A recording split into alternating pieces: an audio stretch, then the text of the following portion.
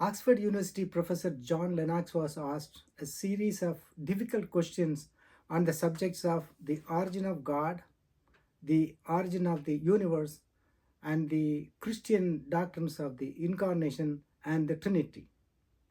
He unpacked them one by one. And in this video, he is explaining the question on the origin of God. Let's go to the video. That it started at a certain time, and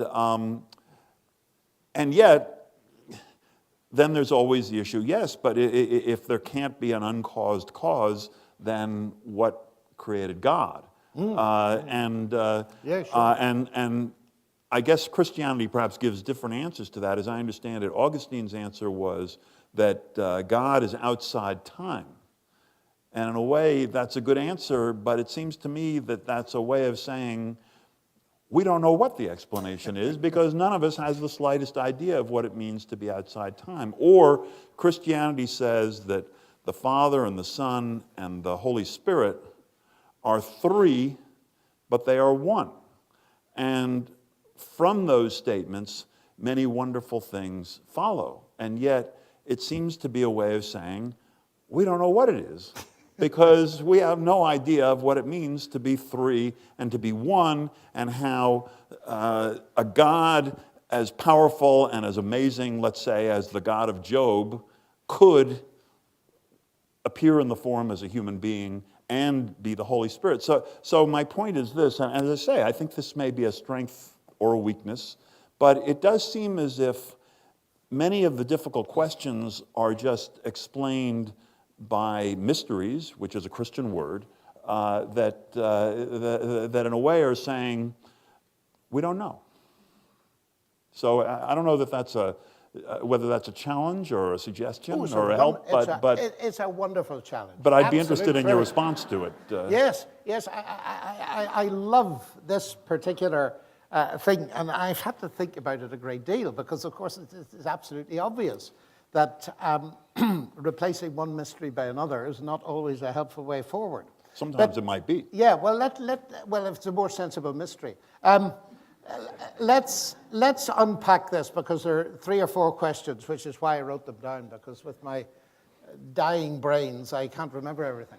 But let's come to that first question, which has interested me because it's become a great focus recently. Both in North America and Britain and in Europe. Everybody's talking about it. I thought I'd left it behind in Russia. And that's the question, who created God? And Dawkins has made it the heart of his book, The God Delusion. I was staggered when I found it there. What I mean about Russia, ladies and gentlemen, is I used to get this all the time in the Academy of Sciences when I was traveling out to Russia in the late 1980s and the early 1990s, you see. That it was almost the first question. If you believe that God created the universe, then logically you've got to ask the question, who created God? And then you have to ask, who created the God that created the God that created the God that created the God that created God? And so on ad infinitum. And that was the end of God, of course. And that's exactly what Dawkins says in The God Delusion. Well, let's analyze it for a moment. Who created God? If you ask that question, it shows you've immediately categorized God as created. So you're talking about a created God. Now you imagine if Richard Dawkins had written a book called The Created God's Delusion. I don't think many people would have bought it. Because I don't need him to tell me that created gods are a delusion. We usually call them idols, incidentally. But you see, this question... This question is extremely interesting because it's an illustration of a question that already rules out the explanation that's most likely to be true. Because the Christian claim is that God wasn't created. So if God was uncreated, in the beginning was the Word, and I'm coming to your 3-in-1 now, and I'm bringing it in obliquely. In the beginning was the Word was with God, and the Word was God. He already was. So the central Christian claim is, and in Judaism and Islam, of course, equally, is that God is eternal. So the question, by definition, doesn't even apply to him. And that's immensely important. The only way you can get anything out of it then, in the negative sense, is to assume that everything is in the category of the created, but that's just begging the original question. And the Greeks were interested in it, and that's why John's gospel starts with those words. In the beginning, the Word already was, and then it says, all things came to be through him. The Greeks were interested in the question of two categories: the things that came to be, the created things, and the things that already were. And the question resolves down to this: is there a thing or a being that never came to be? And that is the Christian claim, and he's called God. But there's a little codicil to this, you see.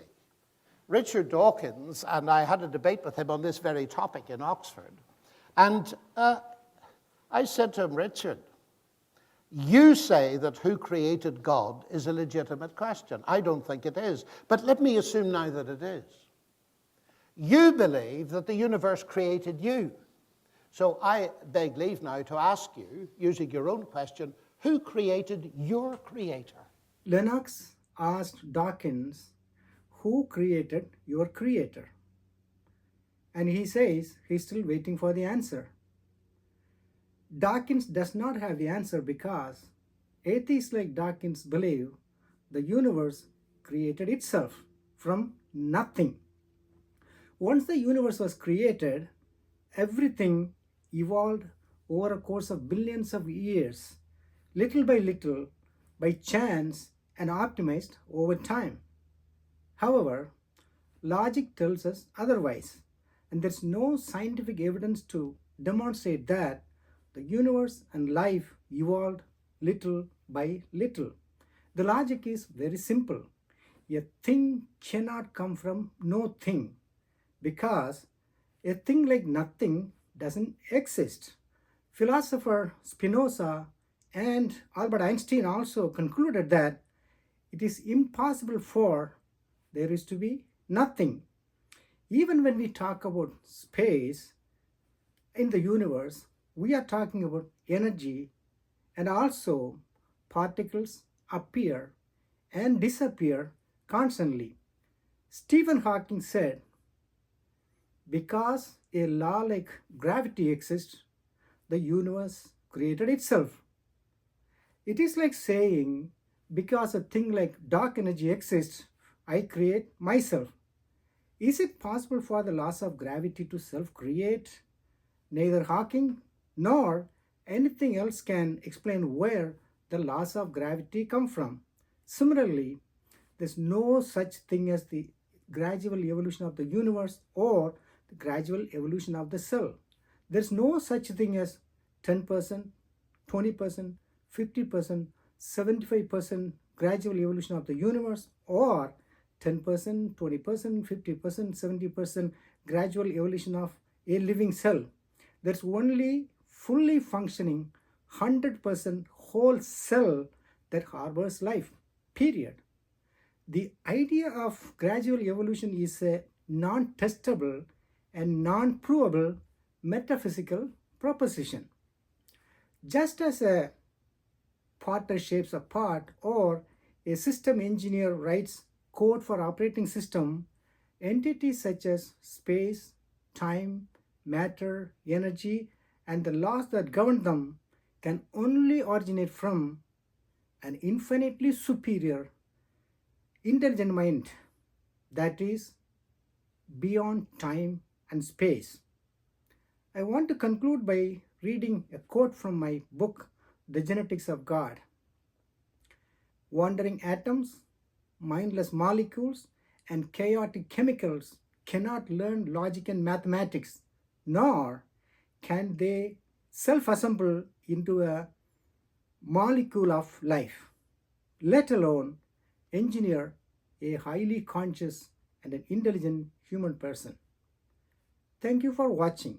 I hope this video helps you better understand the logic necessary behind the creation of the universe and life. If you like this video, please like, share, and subscribe.